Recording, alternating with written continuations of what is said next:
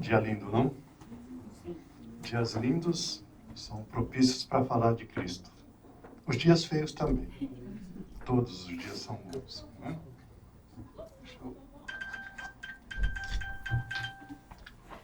O tema de hoje, ele está sendo desenvolvido no nosso curso de quarta-feira. Né? E eu achei tão importante, e nem todos têm a oportunidade de acompanhar o curso, que eu achei que seria interessante trazer no domingo para nós estarmos refletindo sobre ele. Não é? E aí eu sede perfeito. Ok?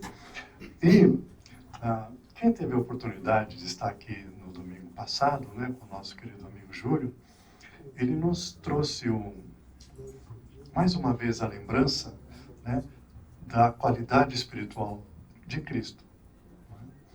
E ele, de uma maneira muito clara, né, disse que quando a Terra, há milhões e milhões de anos, foi formada, Cristo já era perfeito. E João, no seu Evangelho, ele fala de uma maneira muito bonita, logo no início do Evangelho, né, que ele fala, né, que a luz veio ao mundo, e a luz era o Cristo. Nada do que foi feito sem ele. Tudo foi ele que fez. Então, se foi ele que fez tudo, ele deve conhecer um pouquinho a respeito de nós e a respeito de Deus. Não é verdade? E aí, lá no Evangelho... Ops, saiu. Você pode pôr de novo, André? Por favor. Falha minha. Aí, obrigado. Então, lá em Mateus, capítulo 5, versículo 13, Jesus diz: sede vós, pois, perfeitos. E se não fosse suficiente, ele diz: como é perfeito o vosso Pai Celestial. Então, se a gente começar a analisar um pouco, eu não sou muito bom em gramática portuguesa, né? Mas, pelo visto, o verbo que ele usou é um verbo que está no imperativo. Sede. E os gramáticos nos ensinam que um verbo no imperativo representa uma ordem. Então, Jesus não sugeriu que nós sejamos perfeitos. Jesus não nos convidou a ser perfeitos. Jesus nos deu uma ordem. Sede perfeitos. E se não bastasse, lá em João ainda diz, né? Respondeu-lhe Jesus: não está escrito na vossa lei? Eu disse: sois deuses. Jesus pegou pesado, né? Sede perfeitos. E para piorar, sede perfeito como Deus é perfeito. E a doutrina espírita nos diz, lá na pergunta 1 do Evangelho, quando Kardec perguntou: o que é Deus? Os espíritos falaram: é a inteligência suprema. É a causa primária das coisas. E Jesus nos deu a ordem de sermos igual a Ele. E como é uma ordem, muitas pessoas entram em desespero. Por quê? Porque a vida está caminhando, e quando ele olha para a vida dele, ele fala: nossa Senhora, eu estou tão longe de ser perfeito, mas Jesus mandou. Jesus é o governador. Jesus sabe das coisas. E Jesus mandou eu ser perfeito. Eu estou chegando no fim da vida e eu estou vendo que eu estou muito longe da perfeição. Ai, ai, ai. Aí quando morre lá, não adianta a funerária ir lá e dar aquela embelezada que o defunto vai estar com a cara de desespero. Que ele fala: pixe, umbral é pouco para mim. Pelo que eu fiz, e o longe que eu estou da perfeição, eu vou estar lá para as profundezas. E aquela cara de desespero no defunto que nem quando cola, né, para ficar com um sorriso, disfarça. Será que foi isso que Jesus falou? Foi.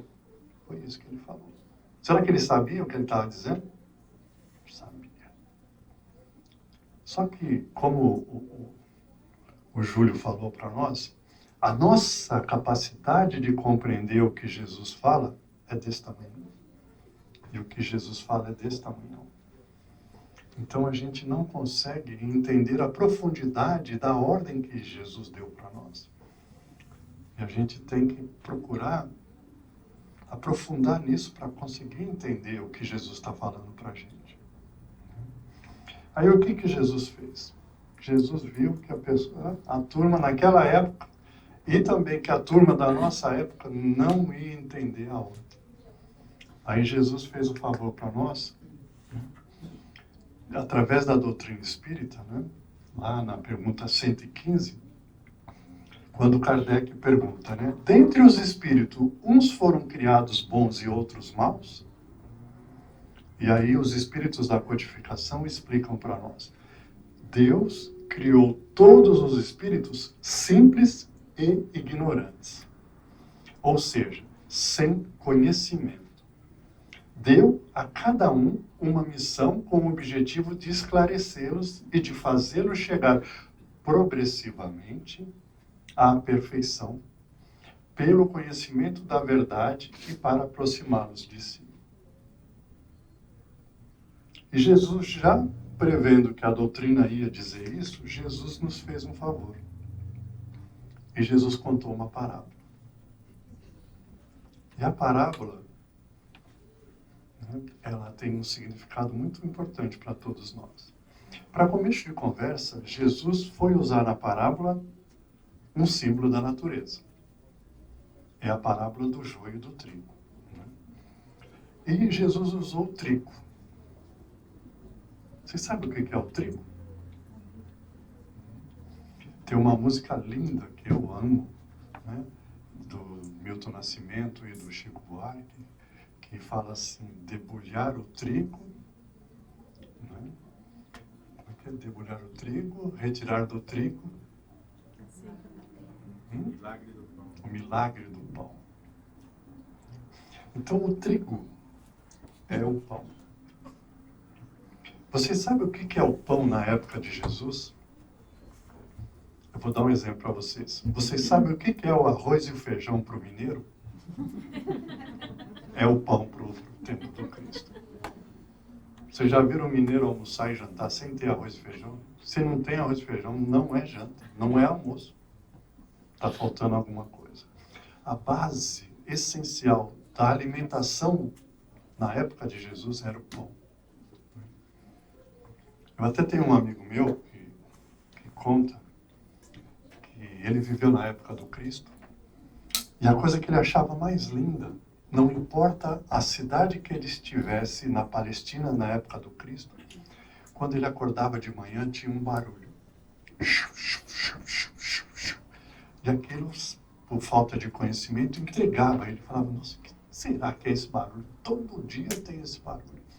Até que um dia a curiosidade foi grande demais e ele desceu do quarto que ele estava e foi lá no pátio. E chegou lá, eram as mulheres. É uma pedra enorme assim, uma pedra menor, lisa, e eles põem o trigo e fica e faz a farinha para todo dia, com a farinha fresca, fazer o pão. E essa era a base alimentar deles. Então essa é a essência. Então Jesus usou na parábola a base que alimenta o corpo para significar o quê? A base que também vai alimentar a alma através dessa parábola que ele nos traz. Tá bem? Vocês conhecem, né? A parábola do joio e do trigo? Vamos relembrar? O reino dos céus é semelhante ao homem que semeia boa semente no seu campo. Então vamos. O reino dos céus. Onde está o reino dos céus? Jesus nos ensinou. Onde está o reino dos céus? Ela já fez assim, ó. O reino do céu está dentro de nós. Então, o reino dos céus, nós somos semelhantes a um homem que semeia boa semente no seu campo. Então, somos nós, que vemos aqui na Casa Espírita, que lemos o Evangelho, que estudamos, que assistimos às palestras, que vamos ver o Divaldo na ONU. Eu não fui, mas muitos foram, não é? Então, este é o homem que está semeando a boa semente no seu campo. Procuramos as coisas boas, procuramos praticar as boas obras, não é? Mas, dormindo os homens, veio o seu inimigo e semeou o joio no meio do trigo e retirou-se. Está meio sumido ali, mas ele retirou-se. Então, o que Jesus está dizendo? Mas dormindo o homem. Porque nós, enquanto estamos conscientes do que estamos fazendo, o que a gente faz? Procura semear a boa semente. Mas de vez em quando a gente dorme, a gente se distrai, a gente deixa entrar no nosso automático e aí o que acontece? O inimigo. Quem é o inimigo do homem? Sabe quem é o principal inimigo do homem? O próprio homem. Então ele mesmo, quando não está pleno do seu conhecimento, quando não está desperto ali, tá, né, ele semeia o joio no meio do trigo. Vocês sabem o que é o joio? Daqui. O joio, ele é igualzinho, a aparência dele é igual à do trigo. Mas sabe para que o joio serve? Para nada. O joio não serve para nada. Mas ele é muito parecido com o trigo. Então o nosso inimigo semeia o joio no nosso trigo. Quer dizer, então nós, enquanto conscientes, procuramos fazer as boas obras. Procuramos caminhar ali de acordo com a lei de Deus, tudo bonitinho. Mas toda vez que eu me distraio e que eu não estou atento ao que eu estou fazendo, eu vou praticar más ações. Eu vou fazer coisa errada. Eu estou semeando o joio. E muitas vezes, eu até posso perceber o que eu estou fazendo, mas aí eu uso disfarces. Eu procuro não encarar o que eu estou fazendo. Ah, mas todo mundo faz. Que problema eu tenho de eu fazer também? Ah, mas a vida é assim mesmo, né? A gente de vez em quando erra e a gente vai. Por isso que ele se retira. Por quê? Porque nós não caímos em si. Nós não percebemos que nós estamos desviando do caminho correto e que nós não estamos ajudando na nossa futura colheita. E que nós não estamos evoluindo. Nós não estamos praticando aquilo que é mais essencial no ser humano praticar. Aí Jesus continua. Né? Os servos daquele homem, né, vêm e diz para ele: quereis, pois, que vamos arrancá-los? Ir lá e arrancar todo o joio? Jesus, e o homem, né, através de Jesus, diz: porém ele lhes disse: não, para que não arranquei também o trigo com ele. Okay? Então, o que ele está dizendo? Para nós tomarmos cuidado na forma como nós vamos encarar os nossos defeitos, as nossas pisadas na bola, aquelas vezes que a gente escorrega, aquelas vezes que a gente desvia. Aí o homem diz: deixei crescer ambos juntos até a ceifa, e por ocasião direi aos ceifeiros: colhei primeiro o joio e atirá-lo aos molhos para se queimar, mas o trigo ajuntai no meu celeiro. Então, a dica que Jesus está dando para nós é a seguinte: olha, vocês todos são aprendizes. Vocês todos estão caminhando da ignorância para o saber, para o conhecimento. Neste processo, muitas e muitas vezes, vocês vão errar.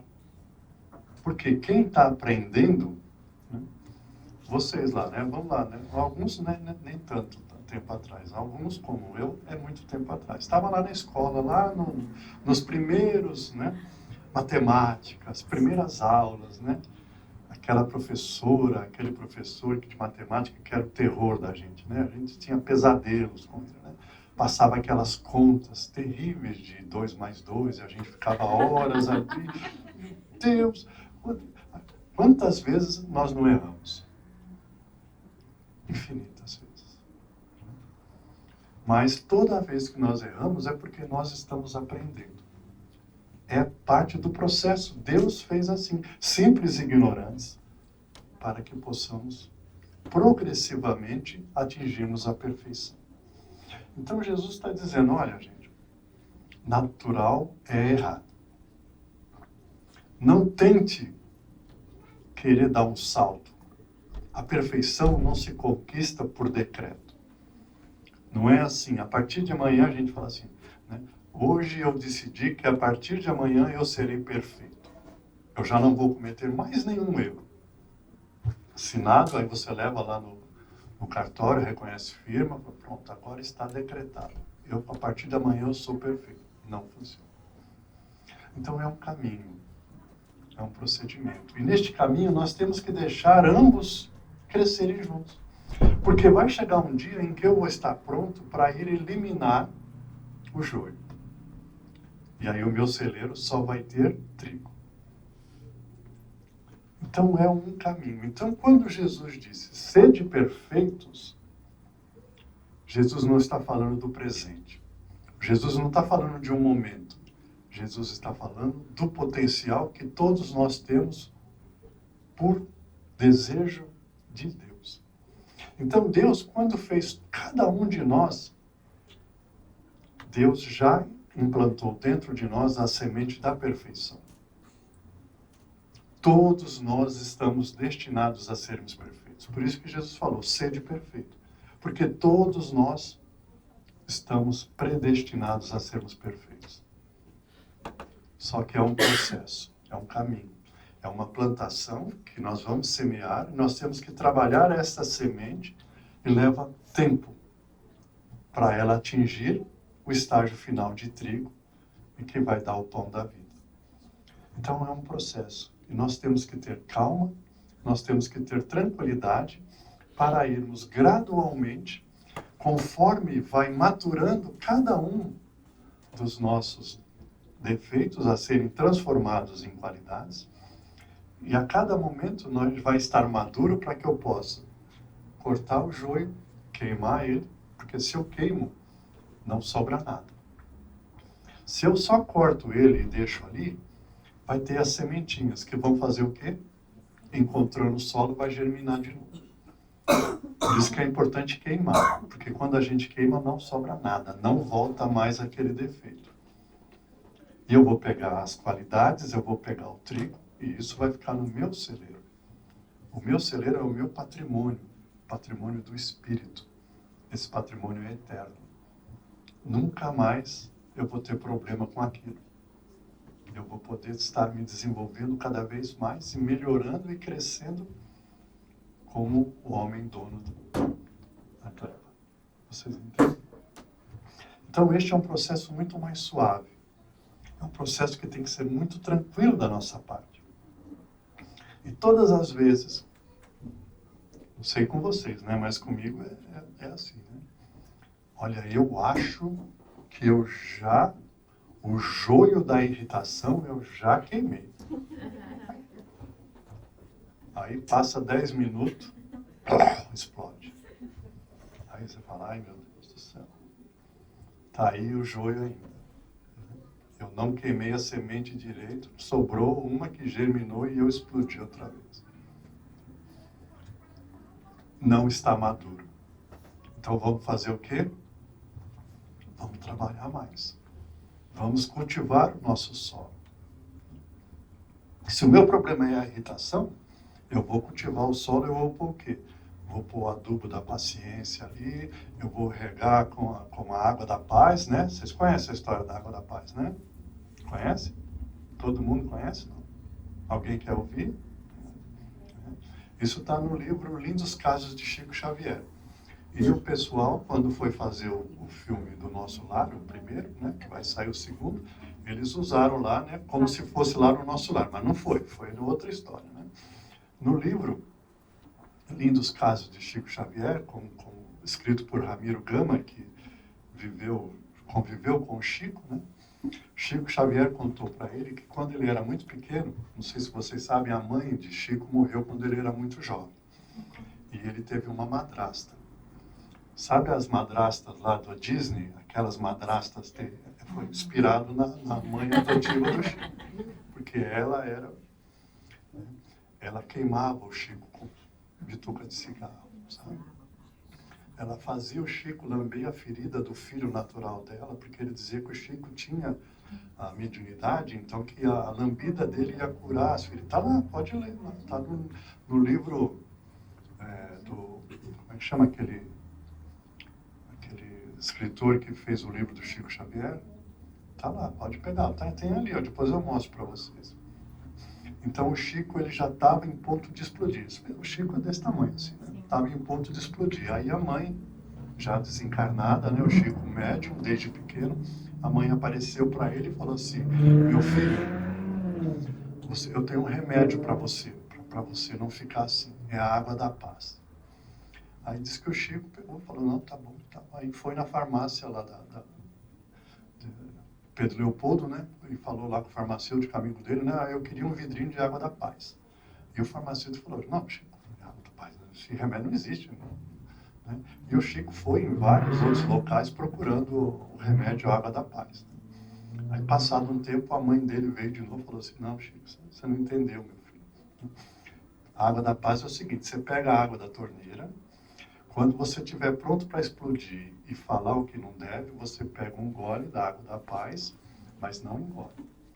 Fica com ela na boca até passar a vontade de você responder.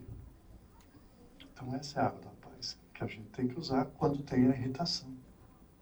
Porque é um exercício que nós temos que fazer. É um desenvolvimento gradual. Nós temos que deixar crescer juntos. Até que nós já estejamos fortes o suficiente para chegar o momento de cortar o joio. E não esqueça, queimar bem queimadinho. Porque senão ele volta. Então foi este o ensinamento que Jesus veio nos trazer para que nós possamos compreender como é o nosso processo evolutivo. Eu quero deixar muito claro aqui, assim como Jesus, ele deu a ordem e eu quero reforçar essa ordem. Queiram vocês ou não, todos nós vamos ser perfeitos. Essa é uma ordem de Deus. Todos nós vamos ser perfeitos. Jesus deixou muito claro, não vai sobrar uma ovelha desviada do rebanho dele. Todos nós vamos ser perfeitos. Quando? Só Deus sabe. Sabe por quê? Porque depende da gente. Deus, como Ele é onisciente, Deus sabe tudo, Deus sabe o nosso destino final e sabe quando cada um de nós chegaremos lá. Nós não vamos saber. Quando a gente menos espera, a gente olha no espelho e fala assim, nossa, sabe que eu sou perfeito já? A gente não vai ver chegar. Mas nós vamos sentir no fundo do nosso íntimo que nós já atingimos a perfeição. E quando nós atingirmos a perfeição, nós vamos fazer tudo o que Jesus fez e muito mais, porque Ele também deixou isso muito claro. Nós somos deuses. Deuses com letra D minúscula, né, gente? Porque Deus com D maiúsculo só tem um. Então nós vamos atingir essa perfeição. Só que é um caminho lento. É um caminho em que está totalmente sob o nosso controle. Caminharmos até sermos perfeitos. É um caminho de muitas indas e vindas. É um caminho de muitos erros. Porque eu aprendi da forma prática que a gente só aprende de verdade quando erra. Quando a gente acerta, a gente não aprende. Porque muitas vezes a gente acerta e nem sabe como é que foi que acertou.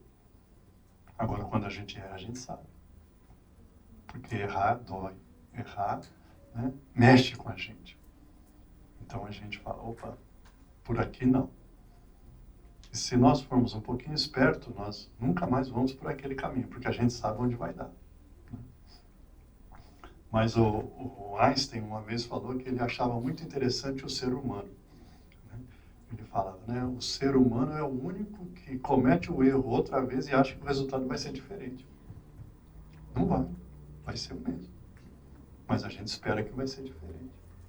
Então nós somos especialistas em repetir erros e continuar nessa, né, como o carro na lama ou na neve, né? A neve quando frisa, né? Vocês já tiveram a experiência, né? Não sai do lugar. Muitas vezes somos nós, na nossa evolução. Então a gente tem que trabalhar de forma muito tranquila, mas certos do nosso objetivo. Qual é o nosso objetivo? Sermos perfeitos. Esse é o nosso objetivo. E cada vez que a gente sentir que está desviando do caminho de ser perfeito, nós temos que parar, refletir e retornar. Não é por aí. Sabe? Com calma, com paciência, sem se revoltar, sabe? Porque nós temos muito o hábito, né, de julgar a nós mesmos, condenar a nós mesmos e impor a nós mesmos cumprir a pena. Nós somos aprendizes. A qualidade principal, a característica principal do aprendiz é errar. Se ele só acertar, ele não é aprendiz, ele é mestre. E mestre, por enquanto, só Jesus. Todos os outros, aprendizes. Então este é o nosso caminho. De forma gradual, de forma muito tranquila, de forma de paz, dentro da nossa capacidade, encararmos os nossos erros e termos maturidade para compreender que nós precisamos nos fortalecer com relação a cada um deles. E a gente pode ir lá enumerando, né? Fazer a listinha, né? A listinha dos nossos erros. Vai pondo lá paciência, tolerância, bondade, tudo que nós temos que cultivar, né? Amor ao próximo, e vai, né, gente? Tem muita coisa aí, né? E nós vamos lá, de vez em quando, vai lá dar uma conferida, opa, aqui eu já estou melhorzinho. Vai ticando lá, vai vendo. E o que nós temos que estar trabalhando? E ir trabalhando um por um, de forma muito, sabe? Porque Jesus disse, né? Para que eu possa amar a Deus, eu tenho que amar ao próximo. E para que eu possa amar ao próximo, eu tenho que amar a mim mesmo. Então, o começo do nosso caminho é amar a nós mesmos. É compreendermos que nós temos que ter paciência com nós mesmos para ter paciência com os outros. Nós temos que perceber que assim como eu erro, o outro também erra. Porque ele é igualzinho a mim. Eu posso perceber, se eu quero ser feliz, aquele que me machuca, aquele que me incomoda, ele só está querendo ser feliz também. Só que o caminho da felicidade dele conflita com o meu. Então ele não é meu inimigo. Ele é companheiro de jornada. Todos nós estamos buscando o mesmo fim, sermos felizes. Evoluir e nos aproximar de Deus, nos aproximar da perfeição. Então estamos todos caminhando no mesmo sentido. Só que cada um está num momento diferente, está trabalhando aquele defeito que sempre tem que ser transformado em qualidade, e às vezes aquele defeito que ele está trabalhando é um defeito que me incomoda demais. E sabe por que incomoda a gente demais? Porque nós também temos ele. E nós temos a dificuldade de trabalhar com ele e vemos que ele já está trabalhando aquilo, isso nos incomoda. Assim, que cara de pau, ele já está trabalhando isso na imperfeição e eu ainda estou longe, nem consigo ainda começar nisso. Então nos incomoda. E aí a gente se irrita com o próximo. A gente quer mudar eles na marra do nosso jeito e não funciona assim. Cada um está num estágio diferente, né? A plantação de cada um ainda está ali. Às vezes o trigo já está mais alto, às vezes o trigo mal está germinando. É assim. Essa é a natureza da nossa história como humanidade, como filhos de Deus. Mas é um caminho que todos nós temos plena capacidade de percorrer tranquilamente. cada um por si, mas todos juntos. Porque juntos nós nos fortalecemos e junto a caminhada é muito melhor. E assim nós vamos em frente. E como disse Pilatos, esse é o homem.